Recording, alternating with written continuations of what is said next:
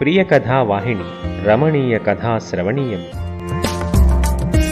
కరుణ కుమార గారి కలం నుండి జాలువారిన రిక్షావాలా కథానిక వినండి. ప్రియ కథా వాహిని రమణీయ కథా శ్రవణీయంలో. ఆ రోజు పెద్ద పండగ. కలిమిగలిగిన మహారాజుల ఇళ్లన్నీ కళకళ్లాడుతున్నవి. పచ్చటి తోరణాలు, వింత ముగ్గులు, కొత్త గుడ్డలు, పిండి వంటలు, మృష్టాన్న భోజనాలు. ఓ సృష్టి యావత్తు శోభాయమానంగా వెలిగిపోతోంది. ఏ ఇంట బట్టినా పండగ శోభ అనేక రూపాలలో అవతరించి నృత్యం చేస్తోంది. ఇంట్లోని ఆడామగ, పిన్నా పెద్ద, కోడికూత వేళ లగాయితూ క్షణం తీరిక లేక అదొక నూతన చైతన్యంతో తిరగాడుతున్నారు. ఆ రోజు చేసుకోవలసిన పిండి వంటలు, వంటకాల విషయంలో గత రాత్రి నుండి బయలుదేరిన తర్కాలు, చర్చలు అనుకున్నంత సూక్ష్మంగా తీర్మానాలు కావడం లేదు. ఒకరికి లడ్డూలిష్టమైతే మరొకరికి మైసూరు పాకు మీద మనసు మళ్లుతోంది. ఒకరికి పెరుగువడలిష్టమైతే మరొకరికి మెదువడలు రుచి. ఒకరు పులిహోర ప్రతిపాదిస్తే మరొకరు దద్దోజనం ఉపపాదిస్తున్నారు. పెద్దల్లుడికి బొబ్బట్ల మీద భ్రాంతి అయితే చిన్నల్లుడికి అతిరసాల మీద ఆశ. ఇంత పండగ జరుగుతుంటే ఒక్క పప్పు ఉండక తప్పదు గదా. కనీసం 2 కూరలు, 1 వేపుడు, 3 పచ్చళ్ళు, దప్పడం, కట్టుచారు, పిండి వడియాలు, అప్పడాలు, పెరుగు ఇంత మాత్రమైనా ఉండకపోతే ఎట్లా?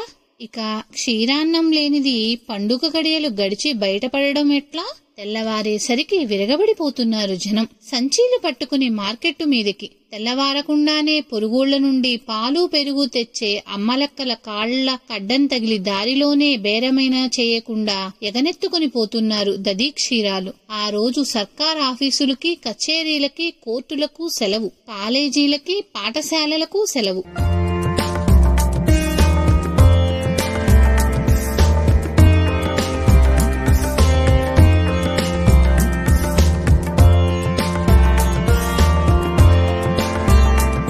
ప్రపంచం యావత్తు ఇంతటి శోభతో వెలిగిపోతుంటే ఆ రిక్షావాలా చేసుకున్న పాపకర్మమేమిటి? ఏమిటి వాడి అవతారం? ఇక వాడు తలకు నీళ్లు పోసుకుని కొత్తగుడ్డ ధరించేది ఎన్నడు?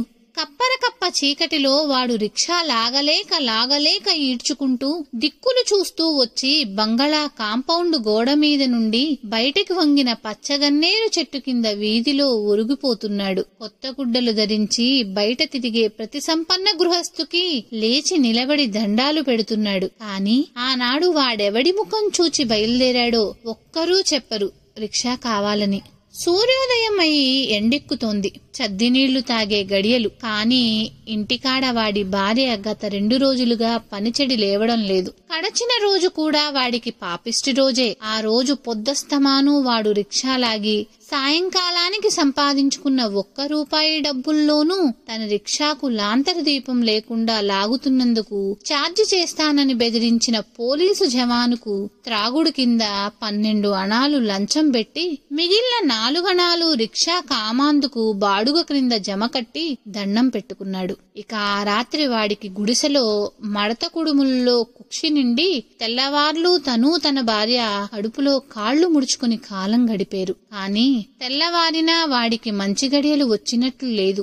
చద్దినీళ్లు తాగే వేళకు కడుపులో మంటలేచి నీరసించి ఆకలి తీర్చుకోను ఇన్ని ఉప్పు శనగలు కొనుక్కోను వాని చేత దమ్మిడి కనిపించని దుర్దినమైపోయింది ఆ మాయదారి పండుగ దినం. కాయా కష్టం చేసి జీవనం గడుపుకునే అతగాడికి దేహి అని చెయ్యి చాపి కాని డబ్బు ముష్టి అడుక్కోను నోరు రావడం లేదు. బొడ్డున ఉన్న పొగాకు కాడ ఒకటి తుంచి నోట పెట్టుకుని దాని రసంతో తన నీరసం పోగొట్టుకోవడానికి ఉవ్విళ్ళూరుతున్నాడు రిక్షావాలా.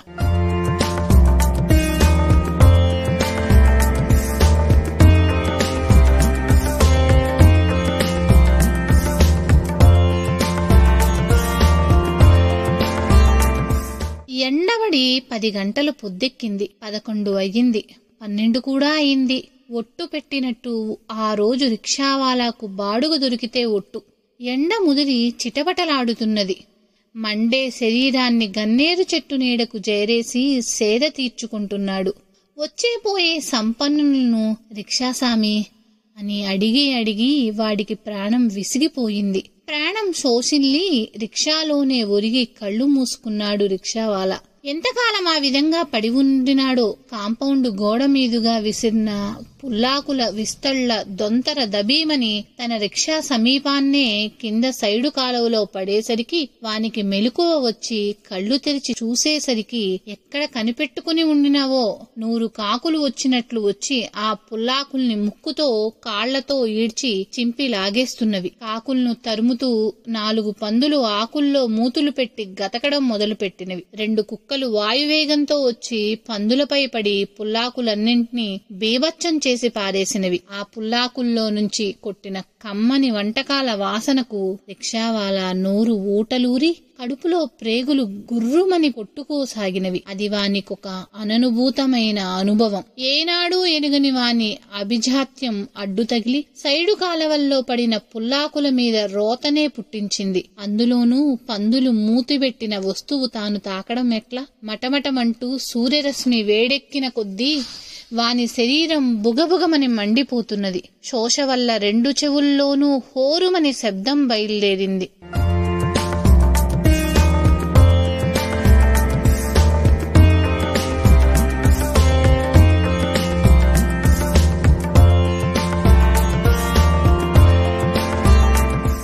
ఆనాడు కూడా సాయంత్రం వరకు వాడికి చిన్న డబ్బు సంపాదన లేకపోయినట్టయితే ఇక బ్రతకడం ఎట్లా? అతనికేమీ పాలుపోలేదు. తోటి రిక్షావాణ్ణి 1 పావలా డబ్బులో అప్పు అడిగాడు. పండుగ పూట బదులేమిటని ఈసడించి ఊరుకున్నాడతగాడు. ఇంతలో కాంపౌండ్ గేటు తెరుచుకుని ఒక పెద్ద మనిషి బయటకు వచ్చి రిక్షా అని పలకరించాడు. ముఖమంతా కండ్లు చేసుకుని కొండంత ఆశతో స్వామి అని రిక్షావాలా లేచి నిలబడి దండం పెట్టాడు. టౌన్లోకి ఏం తీసుకుంటావు? నీ దయచ్చినంత ఇవ్వు సామి, తర్వాత తగులాడితే నేను ఒప్పుకోను. 3 అణాల కంటే నేనన్నడూ ఇవ్వలేదు, నీ చిత్తం అని అంటూ మూసిన గూడు ముందుకు విప్పి తన వాహనం రోడ్డు మీదకి లాగి దిండు మీది ధూళి దులిపి రాసామి అన్నాడు రిక్షావాలా. చేతిలోని తమలపాకు సున్నం రాచి పంటి సందున కొరికి గోవిందా గోవిందా అంటూ రిక్షా అధిరోహించాడు ఆ పెద్ద మనిషి.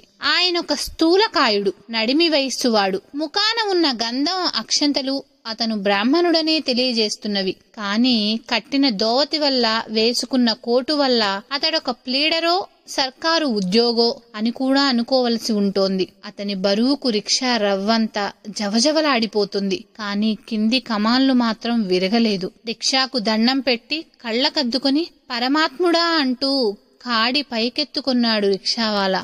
ఆ ఊపునకు బ్రాహ్మడి కడుపులోని నీళ్లు కొబ్బరి బొండంలోలా గళగళా కొట్టుకున్నవి. పాడు రోడ్లు, మున్సిపల్ పరిపాలనంతటి అధ్వాన్నపు ప్రభుత్వం మరొకటి ఉండబోదు. అడుగడుక్కి రోడ్డు చెడిపోయి గుంతలు పడి ఎగుడు దిగుడును ఆ పాపిష్టి రోడ్డు మీద పోతుంటే పాపం భుక్తాయాసమైన తీరకుండా బయలుదేరాడేమో. ఆ బ్రాహ్మణుడికి ప్రాణాంతకంగా ఉన్నది ఆ కుదుపు. రోడ్డుకి తగినట్టుగానే ఉన్నది రిక్షా కూడా. అదొక పాత బొచ్చె. కమానులన్నీ కదిలిపోయి లొటలొటలాడుతూ రవ్వంత వల్ల తప్పితే విరుచుకుని కింద పడిపోయేట్టు ఉన్నది ఆయన ఘటం. కింద దిండుని నల్లులే ఉన్నాయేమో. పుటుకు పుటుకుమంటూ మనిషికి స్థిమితం లేకుండా పోతుంది. మిట్ట మధ్యాహ్నపు టెండేమో. బ్రాహ్మణుడికి ముఖం మీద, మెడ కింద చిరు చెమట పోసి శరీరం పేలినట్టు చిటపటలాడిపోతుంది. ఎందుకెక్కితినా ఈ రిక్షా అని ఆయన దిగులు పడుతూనే ఉన్నాడు. కాని రిక్షా నిలుపు అని మాత్రం ఆయన నోటి వెంట రావడం లేదు.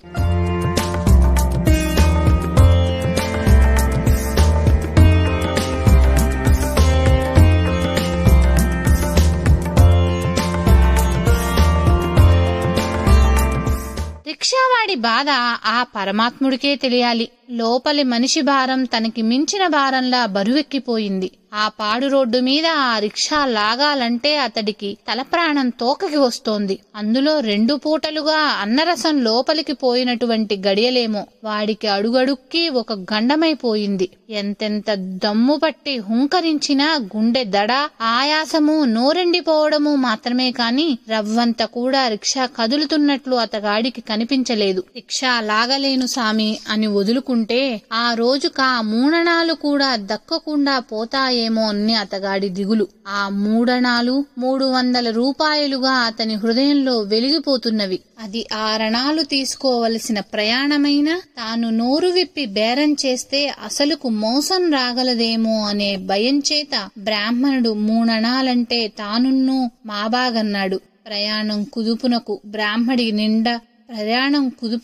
బ్రాహ్మడి నిండు కడుపు బరువెక్కి డొక్కల్లో సన్నని నొప్పి కూడా బయలుదేరుతోంది. పండగ భోజనంలో ఏ పదార్థాలు పిండి వంటలు పడ్డాయో ఆయన కుక్షిలో. ఆ ఎండలో, ఆ రిక్షా మీద, ఆ రోడ్డు మీద బ్రాహ్మణుడికి ఆయాసం, వగర్పు కూడా పుట్టుకొచ్చినవి. భోజనానంతరం సేవించిన తాంబూలం వల్ల భుక్తాయాసం రవ్వంత సర్దుకోవలసిందే నిజానికి. కాని ఆ దిక్కుమాలిన ప్రయాణంలో తాంబూల సేవనం కూడా ఆయనకు వెగటు పుట్టి వికారం వల్ల తు అని ఉమ్మేసి ఊరుకున్నాడు. ఆ బాధ పడలేక రిక్షా దిగి ఇంటికి పోవాలనుకున్నాడు బ్రాహ్మడు. కాని సగం దూరం వచ్చిన తర్వాత దిగిపోతే పూర్తిగా 3 తీసుకోకుండా విడిచిపెడుతాడా రిక్షావాడు? 6 ఇచ్చుకోవలసిన ప్రయాణం తనకి 3 దొరికింది. ఎట్లా పోగొట్టుకుని దిగితే తిరిగి ఇంటికి పోవడం ఎట్లా? తాను నడిచి వెళ్లే స్థితిలో లేడే. మరణవేదనలో ఇస్సురని నిట్టూర్చి గోవిందా గోవిందా అని భగవన్నామం స్మరించాడు బ్రాహ్మడు. నారాయణమూర్తి అని ఉస్సురుమంటున్నాడు రిక్షావాలా. కరువులో అధిక మాసం అన్నట్టు అక్కడ ఎత్తైన బ్రిడ్జి ఒకటి దాపురమైంది. రిక్షావాడు హూమని ఊంకరించి బ్రిడ్జి మీదకి లాగుతుంటే శరీరం యావత్తు ముచ్చెమటలు పోసి గొంతులో వేడి నిట్టూర్పు వల్ల తడి ఎండిపోయి ఒక్కొక్క తడప తను ముందుకు లాగే రిక్షా అంత బరువుతోనూ తటాలున వెనక్కి కూడా జరుగుతోంది. రిక్షా చెయ్యి జారితే ఏం ప్రమాదం సంభవిస్తుందో అని బ్రాహ్మడు భగవంతుడి మీద భారం వేసి భద్రం భద్రం అని పైనుండి కిందివాడికి హెచ్చరిక చేస్తున్నాడు. బ్రిడ్జి ఎక్కేసరికి తిరుపతి కొండ ఎక్కినంత పని అయ్యి రిక్షావాడు తలకిందులైపోతున్నాడు. కాని బ్రాహ్మడు మాత్రం బ్రతుకు జీవుడా అని ఒక్క నిట్టూర్పు విడిచాడు. కాని కష్టసుఖాలు కావడి కుండలు. బ్రిడ్జి ఎక్కి దిగుడులో కిందకి తిరిగే వరకు కొండమీది నుండి దొర్లించిన పుచ్చకాయల జర్రున జారిపోతోంది రిక్షా. ఈసారి రిక్షా బలవంతాన లాగవలసిన ప్రమేయం వాడికి లేకపోయినప్పటికీ ఆ దూకుల్లో రిక్షాతో సమానంగా పరుగు పెట్టవలసి వచ్చింది రిక్షావాడికి. రిక్షా దూకుడుకు ఆ గులకరాతి రోడ్డు మీద బ్రాహ్మడి శరీరం హూనం అయిపోయినట్టయి కడుపులో వెర్రిబాధ బయలుదేరి రిక్షా పూర్తిగా కిందకి దిగే పర్యంతమైన ఆ బాధకి తట్టుకోలేక ఇస్సు అబ్బా నిలపరా నీ అమ్మ కడుపు కాలా అని బ్రాహ్మణుడు వెర్రి కేక పెట్టాడు. ఆ కేకతో బేజారెత్తి బలవంతాన రిక్షా రోడ్డు పక్కకి లాగి నెమ్మదిగా కిందకి దింపాడు రిక్షావాలా.